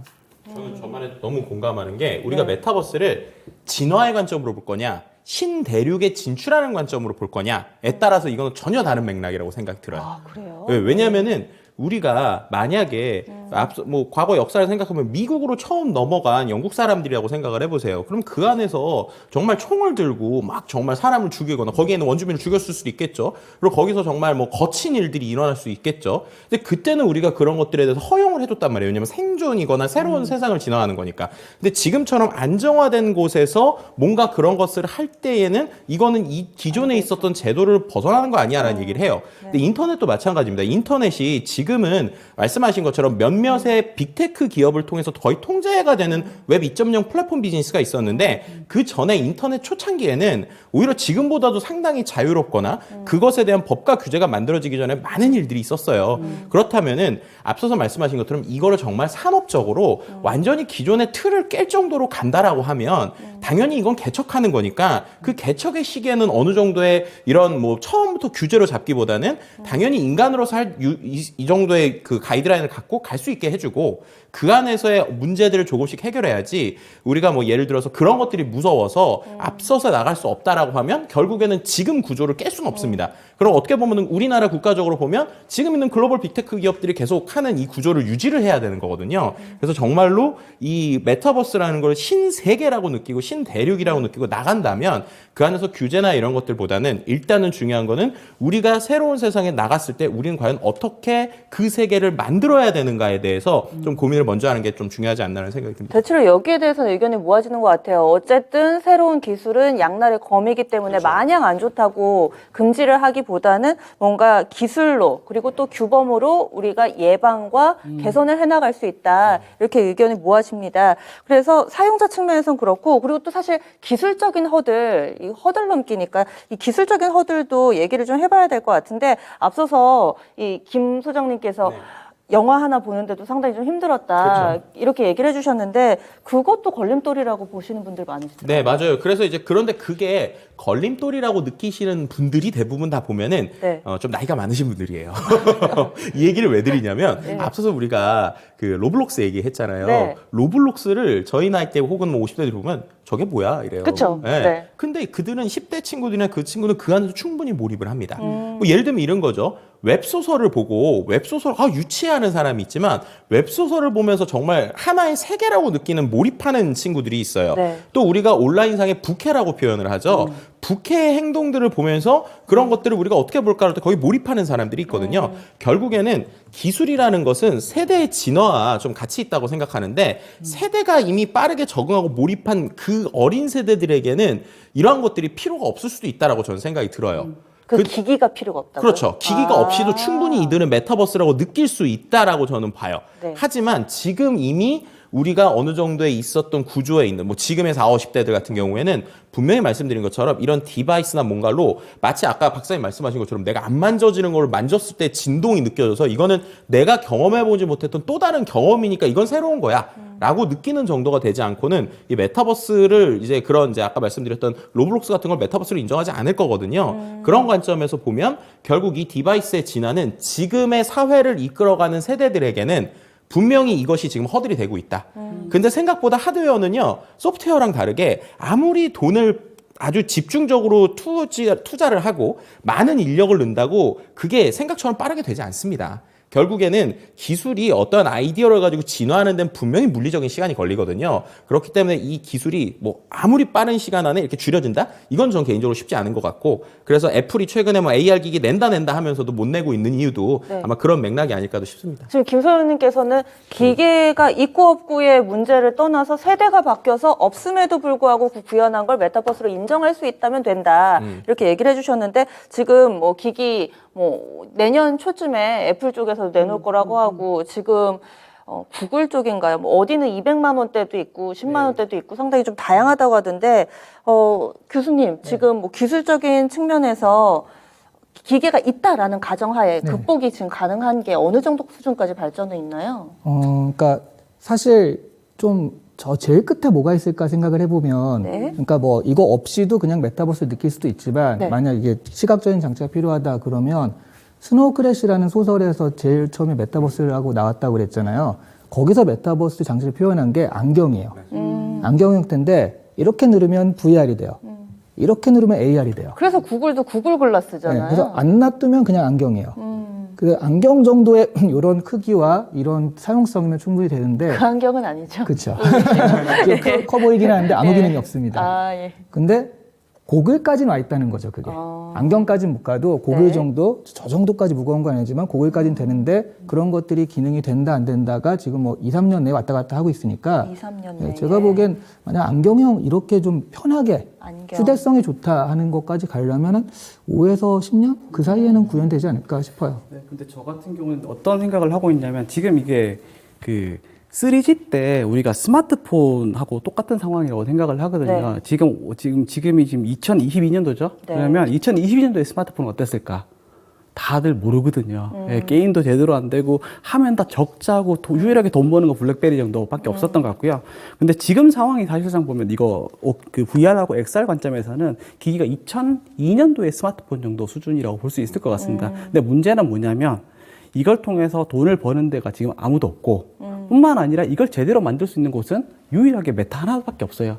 사실상 보면 저기 MS 같은 경우에서 그러니까 홀로렌즈라는 어마무시한 제품이 있었는데 저는 여기서 어떻게 체크를 했냐면 그 MS의 CEO가 홀로렌즈를 쓴 적이 한 번도 없더라고요. 그래서 접겠구나라고 생각을 한 적이 있었는데 그 지금 싸냐? 맞죠? 그 사람이 있었고 그다음에 삼성전자도 이슈는 뭐냐면 이 CES MWC 때 XR을 얘기하면서 MS와 협력을 하면서 홀로렌즈를 띄웠거든요. 네. 사실상 봤을 때 이거를 제대로 만들 수 있는 기술을 가지고 있는 혹은 부품을 가지고 있는 회사들이 상당히 부족해요. 근데 또 나눠 생각한다라고 했을 때 말씀드렸던 디지털 미 그리고 디지털 트윈 같은 경우에서는 우리가 인정하면 누구나 메타버스가 될 수 있는데 지금 우리가 상상하고 얘기하는 건 전부 다 이머시브 컨텐츠, 실감형 컨텐츠는 사실상 이거밖에 없거든요. 네. 그래서 그 갭이 사실상 기기가 제 생각에는 적어도 2007년도에 아이폰이 그냥 쓰레기였고 쓸만한 게 2012년 정도에 나왔었거든요. 그래서 이제 아마 여기 계시는 분들은 아마 2027년 정도 되면 그때쯤 이제 재밌게 쓰실 거고요.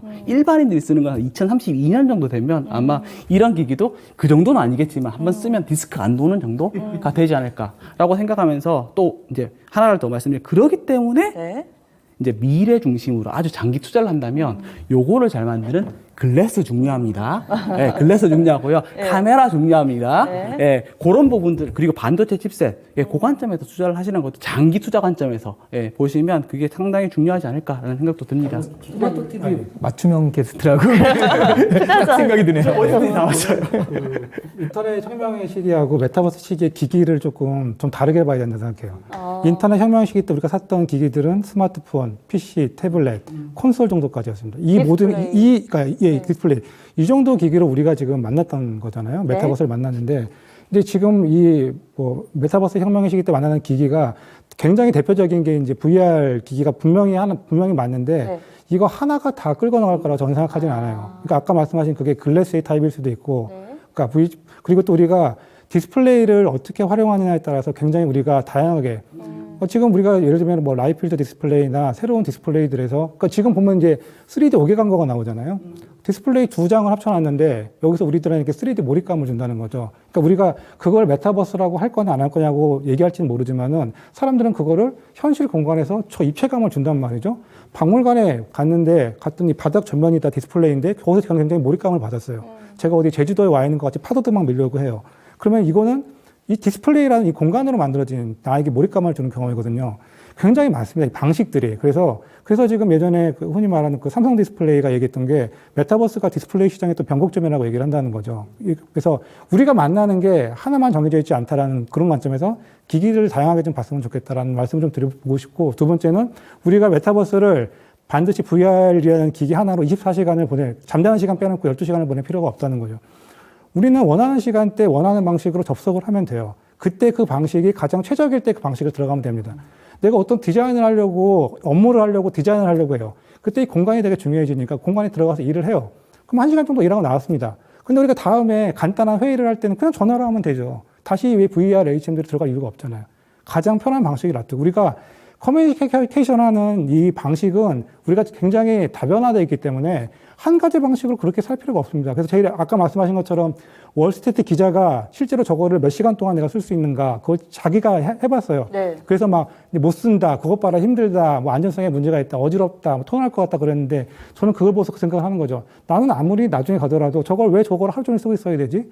방식들이 얼마나 많은데 내가 원하는 방식으로 내가 선택을 하는 거지 왜 저걸 가지고 반드시 하루 종일 있어야 되지? 라는 생각을 하게 되거든요. 그래서 우리가 굉장히 그렇게 이원화된 생각을 가질 필요는 없다는 거죠. 0과 1 사이에 굉장히 많은 조합들이 존재한다. 그런 생각을 그런 생각을 가지고 또 투자를 할 때도 그러면 그런 기기들과 그런 경험을 주는 기업들을 찾아야 되는 게 맞다라고 생각이 듭니다. 이 말씀을 듣고 나니까 제가 다음에 질문 드리려던 게 굉장히 무색해져서 해도 될까. 저는 나름대로 제 세대에 비해서는 이런 경험이 굉장히 많거든요. 네. 그래서 강남에 뭐 아시아 최대 VR 뭐 게임방 4층짜리 나왔다고 했을 때도 지하 1층부터 이렇게 다 해봤는데 지하 1층부터 그 다음에 지상 1층, 2층까지 갔는데 3층, 4층을 못 하겠는 거예요. 3층에 누워 있었어요. 그리고 최근에도 어떤 갤러리에 갔더니 이거를 활용한 작품들을 만드신 작가분들이 계시더라고요. 그래서 그런 경험들을 하면서 이렇게 잠깐 괜찮은데 어지러워서. 그리고 최근에 이렇게 요즘 놀이동산이라고 안 하죠. 테마파크라고 하죠. 테마파크에도 다 저런 거예요. 뭐 디즈니월드 뭐 이런 데 다 이렇게 하더라고요. 괜찮으세요? 김 소장님? 저는 좀 안 어지러우세요? 어지러운 부분이 있어서 아까 말씀드린 대로 영상을 보는 용을 쓰고요. 근데 저는 그 박사님 말씀 너무 공감을 하는 게 예를 들면은 우리가 네. 정말 고화질의 디스플레이를 보면 몰입감을 느껴요. 가장 제일 대표적인 게 최근에 그 영화 찍거나 드라마 찍을 때 보시면 스튜디오가 좀 바뀌었거든요. 예전에 우리가 그린 스크린이라고 그래서 네. 뒤에 그린의 백을 놓고 거기에서 네. 합성을 했었잖아요. 네. 근데 최근에 몇몇 이런 몰입감 있는 스튜디오, KBS도 있는 걸로 알고 있는데 뒤에가 그냥 다 LED입니다. 그러니까 이게 너무 고화질의 LED를 쫙 이렇게 깔아놓으니까 실제로 그 안에서 촬영을 해도 네. 마치 뒤에 화면이 진짜 현실처럼 보이는 거예요. 네, 그러니까 그런 식의 있는 디스플레이들이 있는 상황이라면 네. 우리는 꼭 합성을 하지 않고도 이거를 갖고 정말 전 세계 왔다 갔다를 실제 디스플레이에 있는, 그러니까 어떻게 보면 그래픽도 뭐 8K 이상에다가 디스플레이가 되면 그런 몰입감을 줄 수 있다는 거죠. 그러니까 그런 식으로 우리가 조금 더 이 세계에 대한 확장, 그러니까 우리가 확장 현실이라는 얘기도 하잖아요. 그런 것들을 좀 바라본다면 확실히 예전보다 계속 연결되어 있다는 느낌만 주게 되면 이게 메타버스의 하나의 궁극적인 모습이 될 수 있지 않을까라는 생각이 들어요. 왜냐면 앞서서 이제 우리가 공장 얘기도 했지만 네. 결국에는 전 연결되어 있는 느낌을 계속 가지고 있다면 어디서든 그게 사무실이고 어디서든 계속 우리가 메타버스라고 생각이 들거든요. 뭐 제일 대표적인 게 그렇죠. 아까 공장은 그러면 우리가 일을 할 수 없는가? 일할 수 있어요. 메타버스에서. 어떻게 최근에 실제로 그런 공장들이 있거든요. 실제 공장은 자동으로 돌아가는데 제가 그걸 컨트롤을 메타버스 공간에서 하는 거예요. 근데 그런 것들이 요즘에는 어떤 축까지 있냐면 현실하고 그 실제가 실제 0과 1처럼 완벽하게 싱크가 맞아서 돌아가는 게 아니라 오히려 데이터를 기반으로 해서 5분 후의 공장의 상황을 예측해서 그걸 먼저 메타버스에서 보는 이런 실험들이 나오고 있어요. 그러면 예를 들면은 5분 후에 여기서 문제가 생길 것 같아요. 그건 좋을 것 같아요. 네, 그럼 그거 빨리 전화해서 공장에서 해결을 하는 거죠. 네. 이제 그런 식으로 시간, 그 대신 중요한 거는 그 안에서 그럼 나는 일을 하고 있는 거잖아요. 그러니까 그만큼 시간, 공간, 현실을 좀 이렇게 뛰어넘어서라도 내가 계속 연결되어 있다라고 하는 형태의 것들을 줄 수 있으면 좀 메타버스라고 볼 수 있지 않을까. 거기서 또 몰입감이라는 게 되게 중요한 것 같은데 몰입감. 몰입감? 죄송합니다. 사투리가 아유, 예, 입이 붙었네요. 몰입감. 몰입감. 네, 예, 몰입감. 몰입감인데 몰입감의 정도가 되게 중요할 것 같아요. 저는 이거 소장님이 가져오셨던 이거 쓸 때와 안 쓸 때 확실한 차이점이 한계가 있어요. 어떤 거요? 사운드가 이렇게 중요하네. 예, 이게 시각적인 몰입감은 사실상 보면 이거로도 충분합니다. 예, 8K도 충분하고요. 하지만 사운드적인 몰입감이 있으려면 예, 이게 시작이 됩니다. 그 대신에 그 다음 단계 사운드가 된다? 우리가 뭐죠? 눈, 네. 코, 냄새, 네. 입, 그 다음 촉감. 촉감도 사실 보면 우리가 하시는 건 지직지직이잖아요. 네, 네. 근데 어느 정도 섬세하게 느낄 수 있는지. 네. 여기서는 안 돼요. 하지만 앞으로 여기서 되고 있어요. 그러니까 기술들이 네. 예, 아직은 새로 나온 것들에 제가 대해서 봤던 작품에선 바람이 불더라고요. 맞아요. 예. 그래서 그런 부분들이 사실상 보면 몰입감의 정도에 따라서 메타버스를 정의를 할 수 있을 것 같고요. 그러니까 현재 상황에서 우리가 생각하는 건 최적의 몰입감이 돼야 된다. 왜냐하면 늙었으니까. 말씀하신 젊은 친구들은 그게 아니어도 인정할 수 있다. 근데 또 재미있는 게 뭐냐면 여기서 갑자기 5G가 몰입감. 들어갑니다. 네. 5G. 5G가 무엇을 위한 망일까요? 이걸 위한 망은 아닙니다. 왜냐하면 4G로도 되니까. 네. 이걸 위한 망이에요. 메타버스와 XR을 위한 망이기 사실 때문에. 5G는 자율주행도 필요하고 IoT도 필요하고 다 필요하잖아요. 근데 이것보다 지금 네. 4G보다 20배나 빠른 이유가 뭘까? 왜냐하면 4G에서는 요만한 스크린에다가 혹은 TV에다가 보여면 되는데 이게 20배나 더 빠르고 더 많은 데이터가 와야 된다. 왜? 360도 온 전시회를 콘텐츠로 다 덮어 씌워야 되거든요. 예, 그렇기 때문에 5G와 6G 자체는 사실상 보면 이걸 위한 망입니다. 예, 그렇게 들어가실래요? 저도 집에 있습니다. 목이 아파가지고 못 쓸 뿐이지. 예. 그러면 그래서 간략하게 허들 부분에 있어서 하나만 더 질문을 드릴게요. 지금 뭐 코로나 때 워낙에 좀 부각됐던 메타버스라는 키워드인데 이제는 컨택트를 원하잖아요. 언택트 우리 너무 많이 했으니까 사람이 그리워서 컨택트 원하는데 이 교수님 어떻게 보세요? 가상현실 세계에 사람들이 머물려고 들까요? 그럼요. 그럼요. 네. 오. 왜냐하면 네. 이 메타버스의 만남이 아까 저런 걸 쓰고서 회의도 한다고 그랬잖아요. 그런데 저걸 했던 사람들이 가령 이렇게 만났을 때 서로 이걸 쓴 다음에 보면은 서로 보는 거예요. 그러면 그냥 보면 되잖아요. 근데 그러려면 이 사람은 미국에 있고 나는 한국에 있으니까. 네네. 근데 이제 서로 다른 나라에서 이렇게 했는데 그런 거 같은 너무 좋을 것 회의를 같아요. 하고 있는 것 같다라는 느낌이 네. 이게 이제 그 블로터 기자인가? 그러니까 이런 걸 많이 네. 했던 사람들도 네. 이걸 해보니까 진짜 같이 모였었던 느낌이 난다라고 하거든요. 네. 저는 메타버스의 만남이라는 게 현실과 디지털 만남의 중간쯤 된다고 봐요. 그러니까 디지털 만남이라는 건 현실에서 만날 때는 시간과 공간축이 만나야지 만나잖아요. 네. 근데 공간축을 빼버리니까 시간축만 맞으면 되거든요. 그 만남이 훨씬 쉬워졌어요. 글로벌하게. 그러니까 그런 부분들을 근데 실제로 만나려면 이제 12시간씩 비행기 타고 가야 되니까. 공간의 제약이 없어진다. 그렇죠. 그런 부분을 없애고 한 중간쯤. 현실과 디지털 만남 한 중간쯤의 느낌을 주는 게 메타버스의 만남이 아닐까 생각이 들어요. 저도 저 부분에 대해서 80% 동의하고 20%가 좀 있는데 왜냐하면 딱 봤을 때 뭘까요라고 안 합니다 이제. 예. 왜냐하면 사실상 사람을 만났을 때 꼭 보고 이렇게 만지면서 보고 싶은 사람과 네. 굳이 그냥 화면에서 보고 싶은 사람이 봤을 때 나눠지거든요. 만지고 정말 눈앞에서 네. 보고 싶은 사람은 20%밖에 안 될 거고요. 대신에 대충 멀리서 그냥 대화만 해도 되는 사람들 그런 사람들은 온라인에서 반드시 나와주셔서 감사해요. 알고 보면 지금 가상인가요? 그래, 맞아요. 화장할 때 안 할 때 다릅니다. 네, 그렇게 그래서. 한 것처럼 그래서 그러니까 스트롱 타이는 사실상 보면 오프라인에서 만날 거고요. 하지만 그 라이트 타이들은 훨씬 더 많은 접점들이 있는 것들은 메타버스로 많이 전환될 것 같습니다. 그래서 예. 80% 20%로 말씀드렸습니다. 알겠습니다. 내가 원턴 원하지 않든 들어가야 될 거라 생각하는 시기가 올 겁니다. 분명히. 나는 원하지 않으니까 안 들어갈 거야. 그걸 버틸 수 있는 시간이 저는 많지 않다고 생각해요. 그러니까 예를 들면 그런 거죠. 여태까지 우리가 줌으로 다 접속을 했잖아요. 줌 링크를 보냈단 말이죠. 그러면 일을 할 때 일은 해야 되잖아요.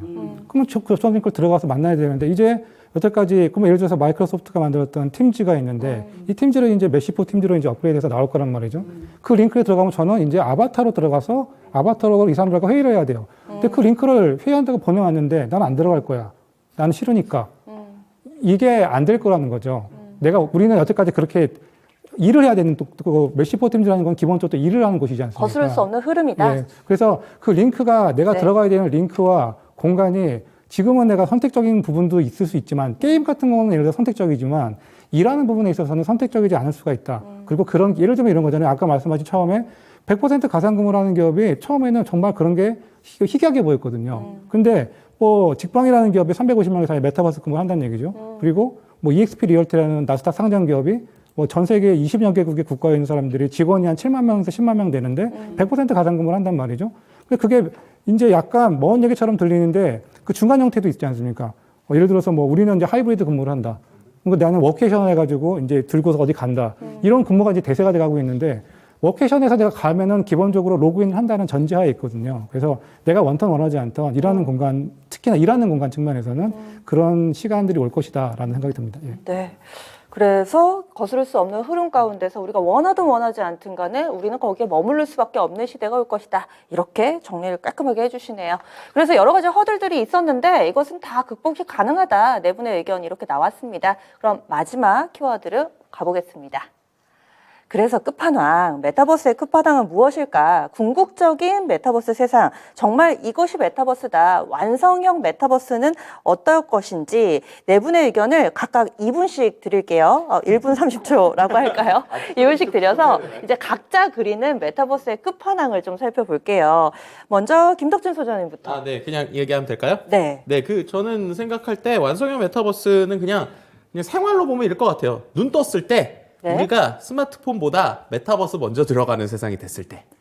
네. 그리고 이제 아까 말씀하셨지만 스마트폰을 우리가 매일 보는 수준으로 VR기가 꼭 아니더라도 그만큼 메타버스와 관련된 컨텍스트나 디바이스를 즐기게 됐을 때 그러니까 결국에는 사용자의 우리가 얘기한 대로 결국 컨텐츠의 본질은 교수님도 말씀하셨지만 사용자의 시간을 얼마큼 가져오느냐거든요. 그렇다면 사용자의 시간을 지금 우리가 스마트폰에 몰입하는 것만큼 갖고 올 수 있을 정도의 뭐 기술적이든 환경적이든 매력이 있다면 분명히 그것은 하나의 산업으로서 아 이건 이미 이제 딱 자리 잡았다라고 얘기할 수 있다. 이렇게 좀 해석해 볼 수 있을 것 같습니다. 네.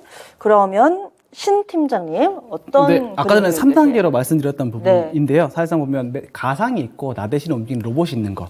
그래서 영화로 따지면 서로게이트 혹은 아바타 같은 것이 사실상 보면 어떻게 보면 메타버스라고 생각을 할 수, 그러니까 최종의 메타버스가 아닌가라는 생각이 듭니다. 네. 그러면 아바타 보면 이렇게 막 꼬리로 연결하고 뇌로 연결하고 뭐 이런 거 얘기하시는 그런 것도 있지만 그 뭐지 장애 가진 주인공이 네. 딱 꽂고 나니까 아바타는 로봇이 움직이잖아요. 네. 그러니까 저는 집에 있고 일은 내 대신 로봇이 하고 예, 나는 놀고 아바타가 대신 일을 하고 그래서 나의 복제 로봇이 많이 있으면서 노동은 그렇게 하면서 저는 이제 인간다운 삶을 사는 예, 그런 부분이 사실상 궁극의 메타버스 세상이 아닐까라는 생각이 듭니다. 네. 네. 그리고 지금 이 교수님은 어떤 그림 그리고 계세요? 이게 기술적으로 보면 방금 말씀하신 연결한다고 그랬잖아요. 근데 BCI라고 뇌직결 인터페이스라고 있죠. 그러니까 꼭 눈으로 이렇게 하지 않더라도 그냥 턱 하면 내 감각에 뇌 감각으로 느껴지는 거죠. 그게 지금 현재 기술이 개발되고 있나요? 개발되고 있죠. 네. 영화에서 본 적 있는 것 네. 같은데. 그러니까 그러면 맛 같은 것도 진짜 네. 매트릭스처럼 네. 이 소고기 맛도 느낄 수가 있을 거고요. 그냥 내 뇌를 건드리니까. 그건 어디서 개발하나요? 미국에서요. 네. 그러니까 지금 어쨌든 그런 것들 기술이 합쳐지면 그게 완성형이 아닐까. 이런 것들이 알 필요 없는 게 완성형이 아닐까 싶고요. 그냥 사용적으로 보자면 나이 드신 분들이 그냥 가볍게 들어와서 아무런 뭐 그 어려움 없이 직관적으로 사용할 수 있고 많은 시간을 보낼 수 있을 정도가 되면 그런 게 좀 완성된 메타버스가 아닐까 싶어요. 네. 그러면 마지막으로 이 박사님 어떻게 보세요? 뭐 좀 어려운 얘기일 수도 있는데 공간에 예를 들면 그 튜링 테스트라고 하는 게 있잖아요. 튜링 테스트가 뭐냐면 인공지능이 뭐 나랑 채팅을 하는데 채팅을 몇 번 해보면 인공지능인지 알거든요. 네. 대답을 제대로 안 하고 이상하게 대답하거나 전화를 했는데 사람하고 전화할 때랑 인공지능 전화할 때 분명히 이제 구분이 된다는 거죠. 근데 어느 순간인가 기술이 진화되고 나면은 난 분명히 사람하고 얘기했다고 생각했는데 알고 보니 인공지능이었어요. 이게 이제 튜링 테스트의 어떤 이제 기점을 넘어가는 거거든요. 그 마찬가지로 우리가 이제 공간에 대한 튜링 테스트가 이제 진행이 된다는 거죠. 어떤 공간에 들어갔는데 이제 내가 이제 헷갈린다는 거죠. 지금의 가상 공간은 들어가는 순간 알거든요. 이거는 가상이라는 걸 아는데 이 튜링 테스트가 가능해지는 들어왔는데 진짜 헷갈린다. 그리고 얘기를 했는데 이거 여기는 가상인간하고 얘기했는데 야 진짜 헷갈린다. 그게 정말 인공지능 아닌 것 같아. 근데 이게 이제 이런 진화되는 기술들이 나오기 시작하고 그게 하나 둘씩 이제 구현돼 가고 있는데 결국에는 가상 공간에서 오감을 전달한다는 건데 물론 이제 지각 오감 다는 기간이 너무나 멀고요. 예를 들어서 후각이랑 뭐 이런 것들은 아주 뭐 말도 안 되니까 되게 많이 걸기 때문에 그런 면에서 이제 그런 튜링 테스트가 가능한 정도쯤에 어떤 공간이 온다. 그쯤 되면은 이제 거의 끝판왕이라고 보는 거죠. 예. 현실과 가상이 혼돈될 정도로 매트릭스에서 저희가 고기를 먹으면서 이게 가짜인지 알지만 난 여기 매트릭스에 남아있고 싶다고 하잖아요. 그 말인즉슨 이 사람이 이만큼의 몰입감과 튜링 테스트를 넘어간 공간이라는 거죠. 예. 내가 나비인지 네. 나비가 나인지 네. 이렇게 해서 네 분이 그리는 메타버스의 끝판왕, 메타버스의 완성형까지 미리 좀 가보는 느낌이었네요. 오늘 이렇게 네 분과 함께 메타버스의 세계에 대해서 자세하게 좀 들어가 맞습니다. 앞으로 메타버스 생태계 구성하시는데 또 이 네 분이 열심히 또 조력을 해주실 것 같아요. 오늘 함께 해주셔서 고맙습니다. 감사합니다. 네, 메타버스 새로운 세계가 열리고 있습니다. 앞으로 토마토TV의 20년, 200년도 이 새로운 세계와 조금은 또 가까이 하지 않을까라는 생각도 해보고요. 또 지금 현재 투자하시는 분들도 이 부분을 충분히 좀 새로운 세계가 열리니까 거기에서도 수익을 낼 수 있는 기회들이 분명히 있을 겁니다. 그 기회 저희가 미리미리 포착해서 또 이런 정보들, 유용한 정보들 많이 드릴 테니까요. 앞으로도 토마토TV 많이 사랑해 주시기 바랍니다. 지금까지 다양한 투자 판단에 대한 도움 말씀드렸고요. 종목의 상승 하락을 보장하지는 않습니다. 고맙습니다.